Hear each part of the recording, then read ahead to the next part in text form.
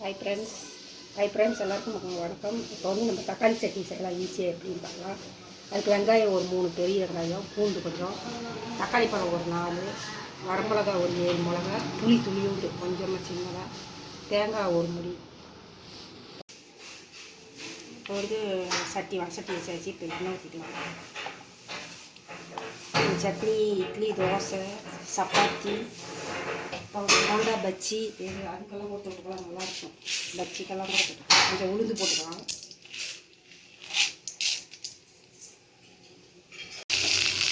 பூண்டு போட்டுக்கலாம். புளி, வரமிளகா 7 மிளகா வரமிளகா.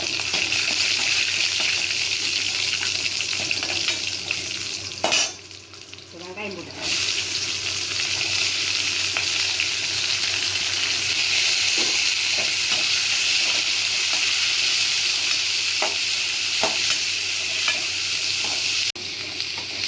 பாருங்கள், வெங்காயமெல்லாம் வதங்கிடுச்சு. வெங்காயம், பூண்டு, மிளகாலாம். இப்போ தக்காளி போடுறேன்.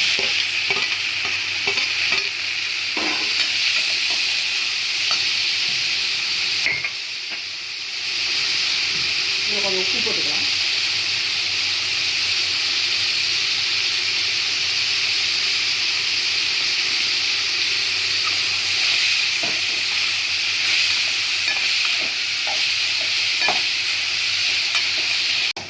பாருங்கள், வெங்காயம் தக்காளி எல்லாம் நல்லா வதங்கிடுச்சு. இப்போ தேங்காய் ஒரு மூடி திரும்பி வச்சுக்கிறத போட்டு இது நினைக்கிறேன்.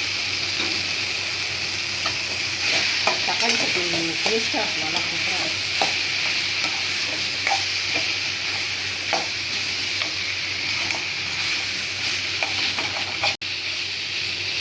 இப்போ பாருங்கள், நல்லா வதங்கிடுச்சு. நல்லா வதங்கி வந்துடுச்சு. இப்போ வந்து இதை ஆறுன வாட்டி அரைச்சிக்கலாம். அடுப்பு ஆஃப் பண்ணிக்கலாம். பாருங்கள், அரைச்சி தக்காளி சட்னி ரெடி ஆகிடுச்சு. அரைச்சாச்சு.